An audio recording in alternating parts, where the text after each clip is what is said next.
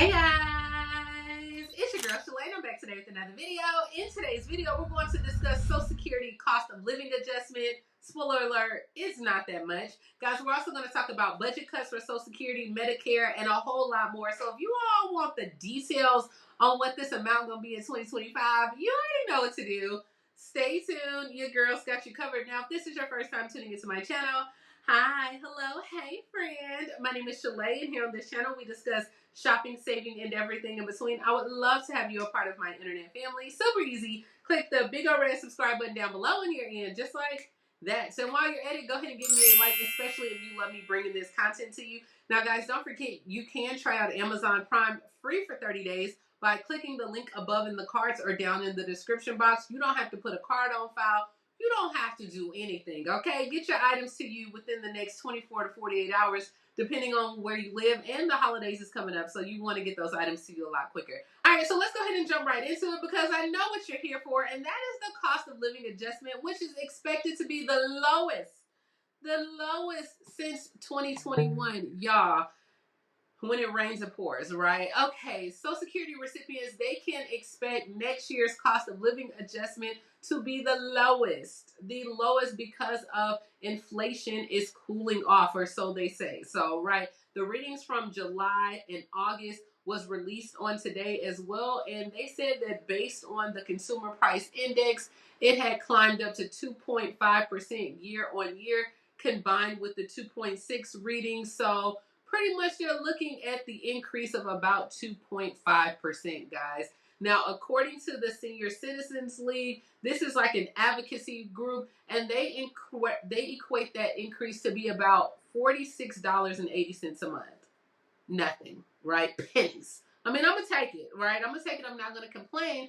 But this situation is really unfortunate because also the rising costs in Medicare Part B. So the portion of Medicare that helps pay for things like your ambulance services, your medical equipment, clinical research. Earlier this year, the Medicare Board of Trustees, they estimated that the Part B premium, which is automatically deducted from your monthly Social Security checks, this is expected to climb by $10.30 or 5.9%, which is about $185 a year. So pretty much you're getting $46, but then you're going to have to spend just another $11 for your Medicare as well. So that puts you at what, almost like 37 bucks that you're going to get, or $35. Not much at all. So I'm not here for it. Now, of course, we won't know the actual amount until October 10th. So that is going to be the day if you want to mark it down or look on yourself. October 10th, Social Security will announce it, but usually they pretty much go with that last estimate. So 2.5%, I think it's a slap in the face, but just my opinion. Let me know, what do you guys think down below. Let's go ahead and move on, where the commissioner of Social Security is talking about the budget cuts and the staffing crisis as well. Speakers in the Senate discussed ways to go ahead and protect retirement and Social Security benefits today during a hearing that they held as well. So we know that Social Security continues to face like solvency as well as budgetary challenges, but the commissioner for the Social Security Administration, Martin O'Malley, he asked lawmakers for additional funding for Social Security as they struggle with the staffing crisis. And this is why you guys are having such long wait times, especially when you're calling in. And this is happening all across the country. He stated the challenge we face today at Social Security is perhaps the most daunting in its 89-year history. And this was his opening statement. He said that the president's budget for Social Security would be a big step in the right direction. He also argued that the money will help the agency staff like critical, important customer-facing field offices around the country, as well as like the toll-free phone line. And he said Social Security today is struggling to serve more customers more than ever with the staffing crisis that Congress has reduced to a 50-year low. So remember, House Republicans have proposed to cut $500 million from the Social Security Administration budget. Well, if they cut that money, it's going to have to be cuts. I mean, what do they say? Crap rolls downhill. we can't say the real word, but it rolls downhill. So this cut would not only cut like staffing offices or staffing the administration, but it also will cut like your local offices and as well. So this can definitely be like devastating to the agency. He said not only will we have a budget to really keep just the lights on, but not to be anything, not to do anything, not to improve its resiliency as well. So let me know, what do you guys think? Because hey, if they cut $500 million, you guys thought that you were waiting.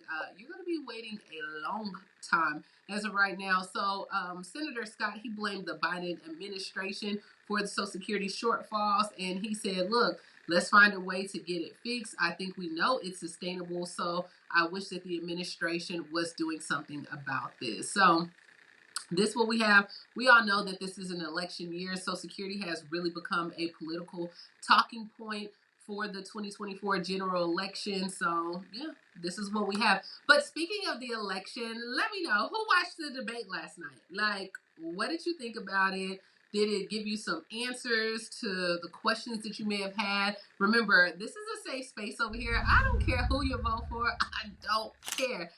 Just get out there and vote. That's my only thing. Vote. But let me know in the comment section what your thoughts was of the debate last night. And we also are going to discuss where former President Donald Trump and current Vice President Harris actually stand on Social Security and Medicare as well. So voters last night, you were able to get like their side-by-side comparison of the 2024 presidential candidates. So last night we seen where Kamala as well as Donald Trump, they took the debate stage right ahead of their November election, which I think, guys, is literally 8 weeks away. So time is moving, all right?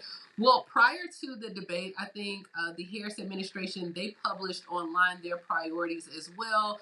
And then they provided a glimpse of where she stands on key issues. So throughout the debate, we seen where Harris noted that she would strengthen Social Security by the long haul, by making millionaires and billionaires pay their fair share of taxes. And I'm guessing she also stated in there where she wanted to extend Social Security payroll tax for higher incomes as well. Because remember, this payroll tax, it does not apply to wages above $168,800 in 2024. So she said, my work is about protecting Social Security and Medicare. And based on the long-standing work that I've done from protecting seniors from scams, this is what she stated. Now, we're a little bit unclear on what she's talking about as the work that she's done. I'm not sure when it comes to Social Security. Maybe this was her work that she did as a prosecutor, but we'll see. But she did also state last night that she had negotiated Medicare drug prices on the behalf of the American people, referring to the legislation that was passed in August of 2022 that does give the Secretary of Health and Human Services the power to negotiate prices for expensive drugs that are covered under Medicare as well. So that was her stance on it. Then we have where former President Donald Trump, his stance on Medicare and Social Security was he promised to protect the benefits, as well as he didn't really provide any details on how he would achieve this. He hasn't published anything or offered how he would ensure the long-term progress of the solvency without cutting benefits or raising taxes at all. But bottom line, guys, is Social Security and Medicare, this is an important safety net for millions of Americans. And hopefully, as we head to Election Day, some of those questions that we have regarding the future and the programs will be answered as well. But we all know that some candidates, they do promise things, but sometimes it doesn't necessarily translate after Election Day. So I'm just saying, do what you want to do with that. We'll see how it goes. Let me know that the debate weigh your decision on how you were going to vote, or you're still locked in on who you're locked in with. Let me know all in the comments down below. And let's go ahead and move on to our last story for Social Security. And last but definitely not least, the Social Security Administration is making it a lot easier for millions of Americans to sign and submit forms. So more than 30 forms will no longer require a physical signature. The agency announced this as well. Instead, the agency will allow the documents to be signed digitally.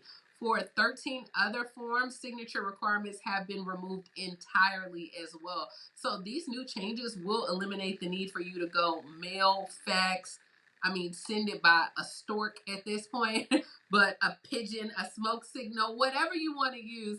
You don't have to even go to the local office as well. So there was a statement that was released by the Social Security Administration that said across the forms that Americans use more often, we are eliminating many of the pain points as possible, from helping people sign at the bottom of reducing the need to drive or mail something whenever possible. The 30 forms will now accept electronic signatures, representing about 14 million signed forms submitted each year. So, I mean, they're trying, guys. We have to give it to the Social Security Administration, especially the commissioner. I think Martin O'Malley has come in and really is trying to clean things up. I'm still looking into your overpayments and underpayments when it comes to Social Security. Remember, they're doing outreach calls when it comes to SSI as well. There's a lot of things that's on the horizon.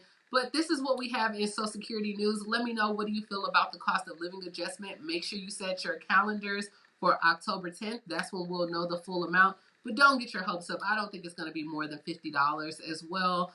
Let me know if there's any other video ideas or things you want me to look into. And as always, please like, comment, subscribe, grab you that Amazon Prime because you just need it, right?